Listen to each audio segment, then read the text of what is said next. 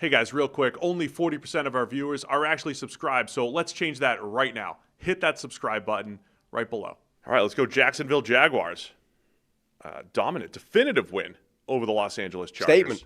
35-6. Jags bounced back from their heartbreaker last week against the Texans. I'll probably keep citing that because they blew a 29-10 fourth quarter lead, and that's like if they were sitting here at 7-3. It's a lot different than 6-4, but impressive job by Jacksonville. I want to talk about Liam Cohen a bunch in this one. Impressive job by the Jags. They moved to 6-4, and ugly one for the Chargers as they fall to 7-4. What were your thoughts on this one? Yeah, somebody pointed out that the Chargers just can't play in Florida. I think is the problem. Unfortunately, To that. They're already banged up. Kamani Vidal hurt early in the game, so now you're down to third string running back at the moment. They got behind, and then you're behind with no run game and an offensive line that's in bits. Kind of recipe for disaster. Herbert was banged up for a minute, then came back in. This is the problem. So there's a guy on Twitter that hates the fact that I keep bringing up that this sort of looming specter of what happens if and when Justin Herbert gets hurt and has to start playing hurt. Because the difference between him and, like what happens if any quarterback goes down?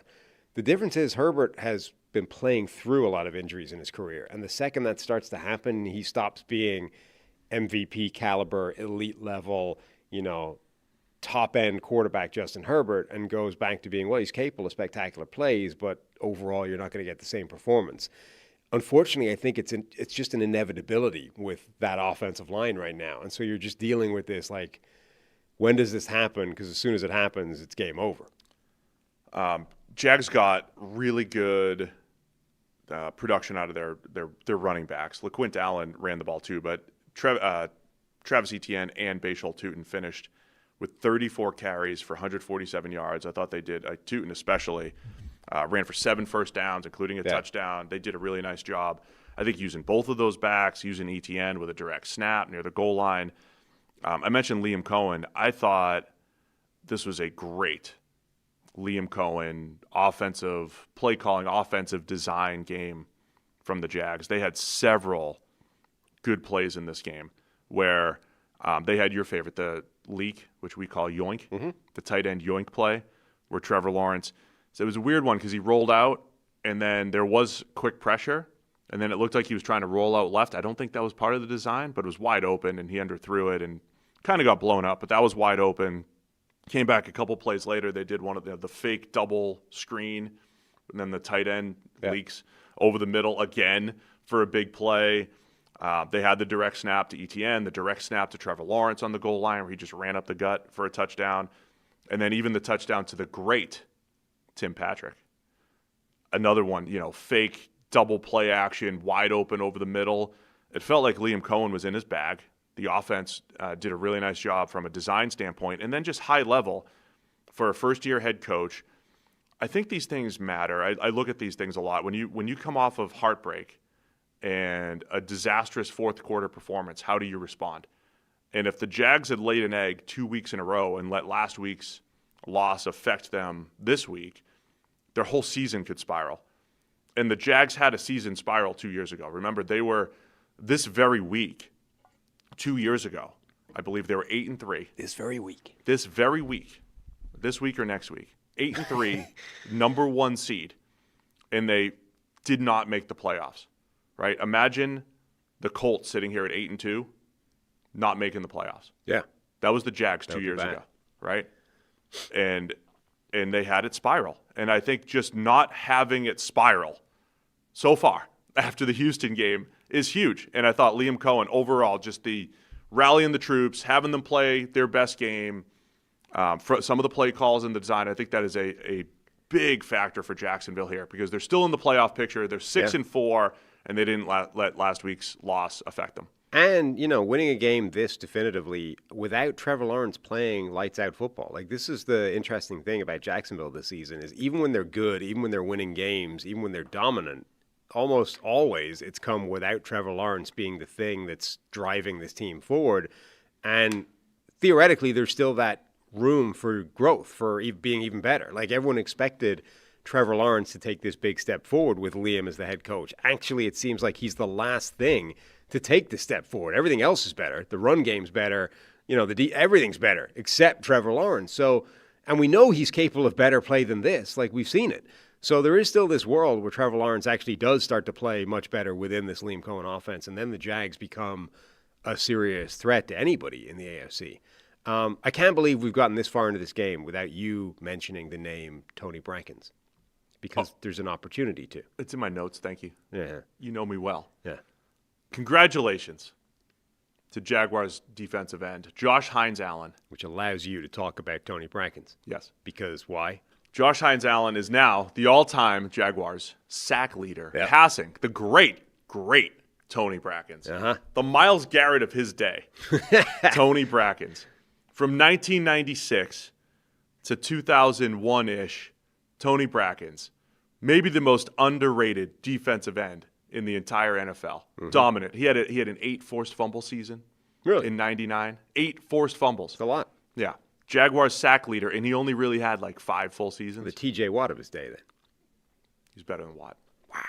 Tony Brackens, better than Watt. That's Seth.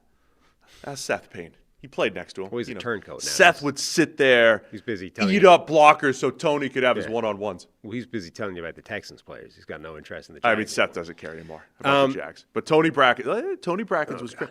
Picked off passes. Uh-huh. He was just always in and around turnovers. And then he had microfracture knee surgery. Oh, that used to be just the death. That used to be. Remember when you heard an NFL microfracture player, was like game over. When you had the microfracture, it was like, we're not great at the surgery yet, but we have to do it. Mm-hmm. And then at that point, Tony's his career was pretty much done. It always sounded bad. I mean, once you even forget microfracture as a word, once you heard it, you're like, uh-oh, that guy, we may never see him the same again. But when you actually investigated what microfracture surgery was, it always sounded problematic. Like, that just doesn't sound like a good way of improving things. You know what I mean? Do a little microfracture surgery. Yeah. So that was always rough. So it was really, Brackens played, he did come back and play double-digit games in 2003 after the surgery. Only 6 sacks, but he was an outstanding player. So congrats to Josh Hines Allen. Brackens led the league in forced fumbles twice, actually. 6 in 97, 8 in 99. And he was second-team All-Pro that year. Yeah. This game also featured one of the worst roughing the passer calls you're ever going to see. It was on like a 4th down play that offset a penalty. Like, the Chargers had a penalty on the play. I forget what it was. 4th down, they're going for it. He sacks. Justin Herbert is in trouble, turns basically into an unblocked dude who just sacks him, right? So he turns into the sack, gets like blasted to the floor.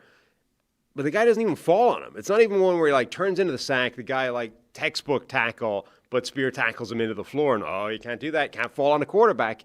He sacks him in such a way that they come down where Herbert is like flat in his back, and the guy sacking him, I didn't even remember who it was, is like off to the side.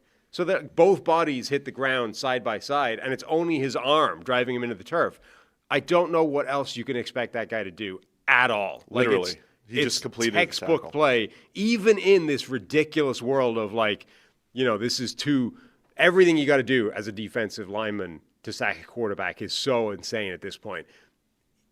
By the letter of the law, he ticks every single box. There's literally nothing more he can do in that play. In that same game, right? Didn't Herbert get knocked back? No, it was Trey Lance. Late in the game, the game's dead. And again, I forget who it was. Another Jags defensive lineman gets clean on the quarterback, like running straight at him, grabs hold of him, is driving him backwards, and then lets up effectively. Basically leaves him, because if he drives him over, we've already seen some ridiculous call where a guy just tackled him to the floor, and that draws a flag. So he basically falls off. And Trey Lance just, look, I'm free, runs and throws a pass. And the Jags lineman is like, you're like, I get it. That's a perfect example of like the first time you just tackled a dude to the floor, flag, on a really critical moment, like 4th down, offsetting penalty. And then later in the game, literally conditioned, the guy has to be like, I can't finish this play. If I tackle this guy just to the floor, they're going to throw a flag on me and call it roughing the passer. That's a problem. Like, the NFL can't. Just that 2-play sequence should be put on a video and sent to NFL head offices. This is what you're doing. Fix this. This can't happen within a game. You cannot have this play drawing a flag and then this play being the result of it. We missed the pass interference that was called on Jack Jones from in the Miami-Washington game too.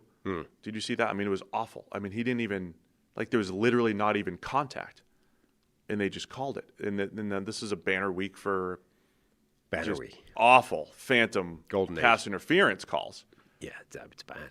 That's my biggest issue is across the league when you just watch similar plays and then you get a different result, and the result is 40-yard first down versus incomplete.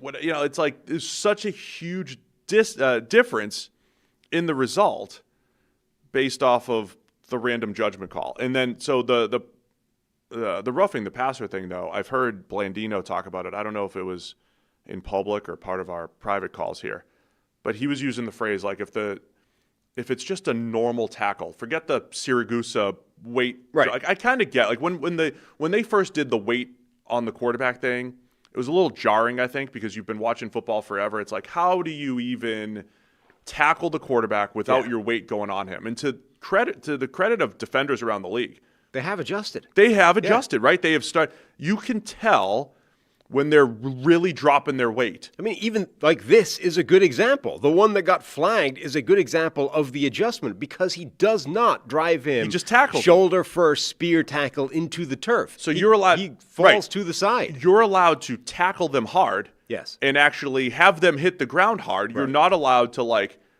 put arms up, drop your weight on top of them. Well, there's that, and there's the old school. I've basically manufacture this position where I have a textbook spear tackle on him to then drive him into the ground with your shoulder. Those two things. You're not allowed to do the old sumo splash and just fall on him. Or the shoulder. Or I have him in my shoulder. I'm going to drive him shoulder first into the turf.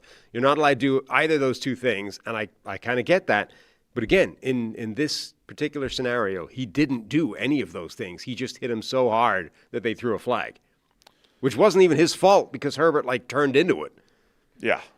Anyway, those were some rough ones. Yeah. I don't want to spend too much time on the officiating, but rough day credit for Herbert, by the way. I mean, there was play action, clean pocket. Herbert sails a pass over. Ladd McConkey turns it over. You're at that point, just pack it up and go home. That's just not your day. It was already 28-6 at that point. Yeah, they were already dead and buried. I mean, they needed a touchdown drive on that drive to even have a prayer in the game, and he immediately turns it over, and you're just go home. It's not your day. I don't think the offensive line was great, but I don't think they were actually getting wrecked like they did in other games, and Herbert still finishes 10 of 18 for 81 yards in that pick. So, yeah, it was an ugly one for Justin Herbert. Credit the Jags, their defense, and, again, Liam Cohen, I thought, just rallying the troops and what they did offensively.